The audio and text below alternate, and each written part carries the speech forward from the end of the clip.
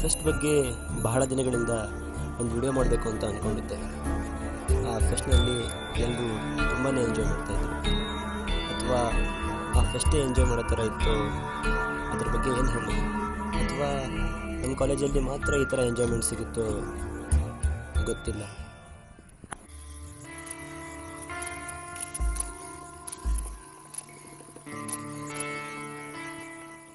ಪ್ರತಿ ವರ್ಷ ಆ ಫೆಸ್ಟ್ ಬರ್ತಾಯಿತ್ತು. ಫಾರ್ಚುನೇಟ್ಲಿ ಈ ವರ್ಷ ಅದ್ರ ಬಗ್ಗೆ ವಿಡಿಯೋ ಮಾಡ್ತಾಯಿದ್ದೀನಿ. So is it about your college? ಈ ವಿಡಿಯೋ ನಿಮ್ಮ ಕಾಲೇಜ್ ಬಗ್ಗೆನಾ? ಇಲ್ಲ, ಇದು ಕಾಲೇಜ್ ಬಗ್ಗೆ ಮಾತ್ರ. Then why a series? I mean ಪೂರ್ತಿ ವಿಷಯನ ಒಂದೇ ವಿಡಿಯೋದಲ್ಲಿ ಮುಗಿಸ್ಬೋದಲ್ಲ? ಇಲ್ಲ, ಈ ಒಂದು ಫೆಸ್ಟ್ ಹಿಂದೆ 100 ಇವೆಂಟ್ಸ್ಗಳಿವೆ. ಒಂದೇ ವಿಡಿಯೋದಲ್ಲಿ ಇದೆಲ್ಲದಕ್ಕೂ ಜಸ್ಟಿಫಿಕೇಶನ್ ಕೊಡೋಕ್ಕಾಗಲ್ಲ. So what is your idea? ನಿಜವಾಗ್ಲೂ ಆ ಫೆಸ್ಟ್ ಬಗ್ಗೆ ಯಾರಿಗೂ ಡಿಸ್ಕ್ರೈಬ್ ಮಾಡೋಕ್ಕಾಗಲ್ಲ. ಪ್ರತಿಯೊಬ್ಬರ ಕಡೆ ಕೇಳಿದಾಗಲೂ there is a strange feeling. You feel it is true, it different from the other. Fest ಒಂದೇ ಆದ್ರೂ ನೋಡಿರೋ ಮುಖಗಳು ಬೇರೆ.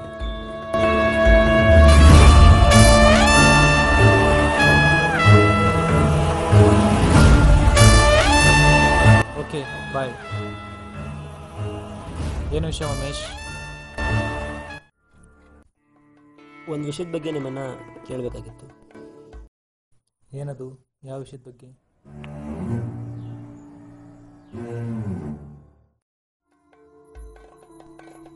Perspectives.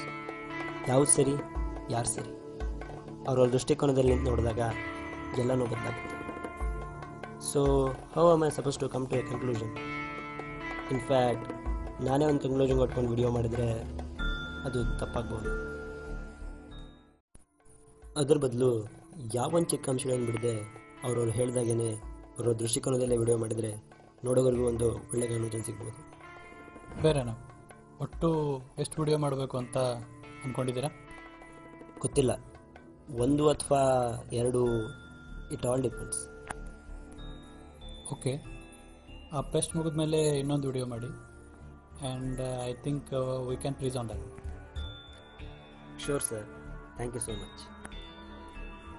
So this is your first video.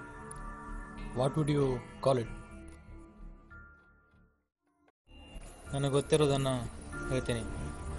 Whatever I know, I will tell you about it. जो मुझे पता है और मैं सब कुछ बताऊंगा. मला काय माहीत आहे, मी ते सांगतो.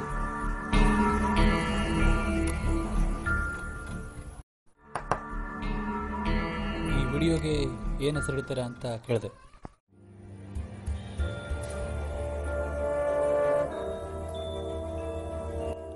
I will call it